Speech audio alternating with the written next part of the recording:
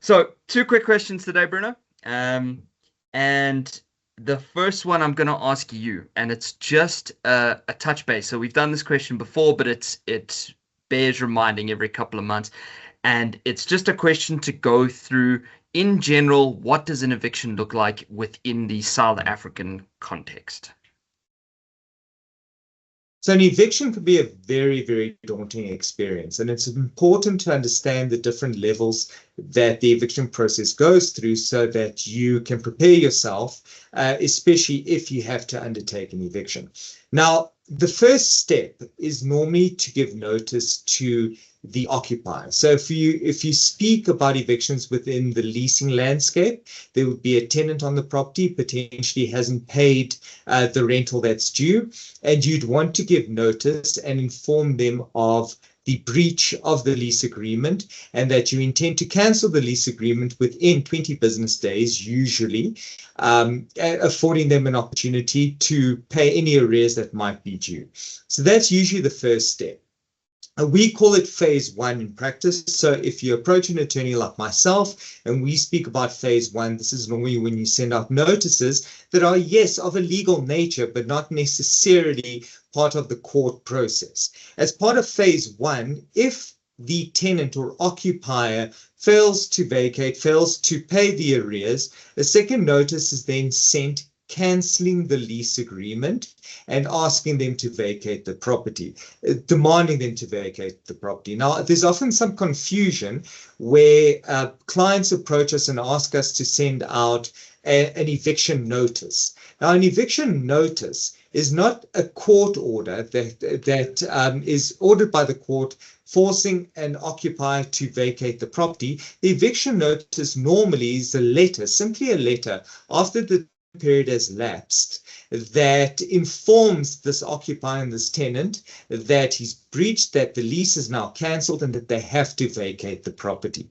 Now, you find that there are quite a number of occupiers and tenants that vacate at this point in time. So when undertaking the eviction process, as it were, it doesn't necessarily mean that you need to undertake all 5 phases. Sometimes it ends on phase 1. And let's say, for example, that you'll find that 15 to 20% might end on phase 1 and people will vacate the property voluntarily. But this does not mean that you will necessarily be able to collect your money, but at least the tenant is no longer on the property. And this then takes us to phase 2. If the tenant remains on the property and refuses to vacate, you have to do something about it. Now, in our law in South Africa, there is no way to evict a tenant from a property unless you approach the court. And that is exactly what phase 2 does. It's approaching the court. Now, here an attorney usually would draft the application, would draft an affidavit that goes along with this application, and we would issue it at court and we would serve it on this tenant. What does this do? This notifies the tenant that you have instituted proceedings for their eviction from the property. The sheriff serves it, the tenant is now informed and has a certain period of time to oppose the application.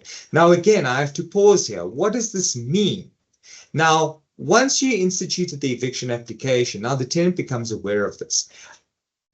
70% of the time, a lot of tenants would vacate after receiving this application because simply it does not make financial sense to oppose an application at this point in time, especially if a tenant is paying rentals of 4,000, 8,000 Rand. They're not going to spend their money opposing an application.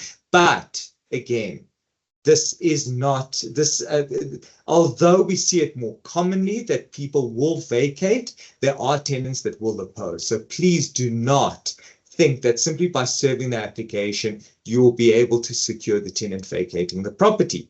Now, if the tenant does oppose, which sometimes happens, you have to go through the opposed motion process. And that is a standalone process, and you will require your attorney to advise you appropriately on that process. But assuming that the tenant does not oppose, but remains on the property, you have to continue with the process. So the next step, phase 3, is this. It's a bit of a strange process because it doesn't have, it doesn't, in any other process in our law, we often don't find these type of notices to be required. But in an eviction, you have to notify the tenant again that you intend to evict them. You have to notify them that you will be applying to court on a certain date, actually doing an appearance and asking a judge or a magistrate for an order for their eviction, and you have to inform them of that date.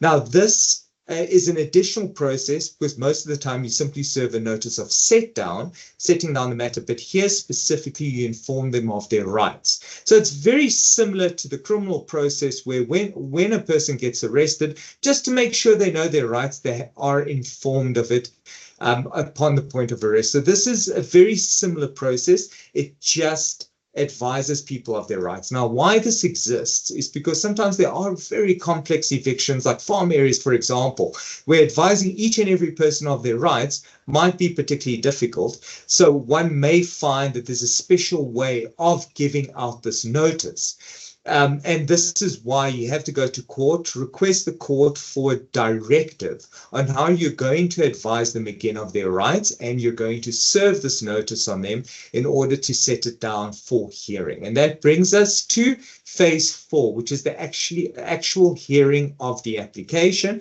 It's when you approach a magistrate or a judge and you ask them for an order to be granted.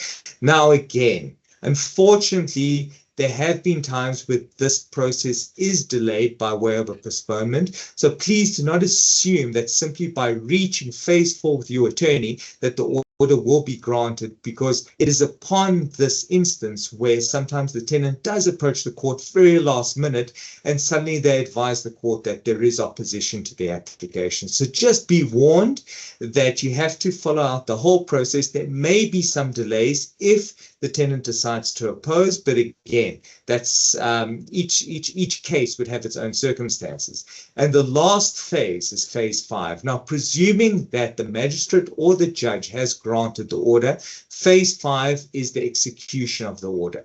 It's when the sheriff goes out to the property and forcefully removes the tenant, places all his belongings outside of the property, and officially evicts this tenant. Now, again, under most circumstances, this is a simple process. Unfortunately, if you are undertaking an eviction of multiple tenants, dangerous tenants, tenants that might push back or might offer resistance, one may need the attorney to approach the SAPS to assist the sheriff or private security companies. But again, that is the exception, not necessarily the rule. One hopes that by the time an order is acquired, that the sheriff can simply attend the property, potentially use a locksmith to enter the property and forcibly remove the tenant and place them outside of the property. And that is the completion of phase 5.